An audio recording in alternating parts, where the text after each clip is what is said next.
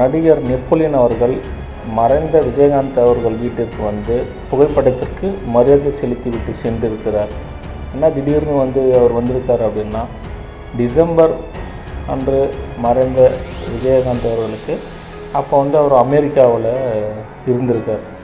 அமெரிக்காவில் இருந்ததுனால அவரால் வர முடியாத காரணத்தினால் இப்போ அவருடைய மகன் திருமண ஏற்பாடு நடந்து கொண்டு இருப்பதால் அனைவருக்கும் அழைப்புதழை கொடுத்துவிட்டு சென்னையில் முக்கிய பிரமுகர்கள் முதல்வர் ஸ்டாலின் அவர்களுக்கு எல்லாருக்குமே அழைப்புதழை கொடுத்து விட்டிருக்கார். அந்த நிலையில் இன்று நெப்போலியன் அவர்கள் அவர் வீட்டிற்கு சென்று மரியாதை நிமித்தமாக பிரேமலதா அவர்களை நலம் விசாரித்துவிட்டு மறைந்த விஜயகாந்த் அவர்களுக்கு மரியாதையும் செலுத்திவிட்டு வந்திருக்கிறார். அவர் நீண்டகால நண்பர் ஆவார். விஜயகாந்த் அவர்களுக்கு மிகுந்த ஆறுதலையும் சொல்லிவிட்டு அவர் சென்றிருக்கிறார்.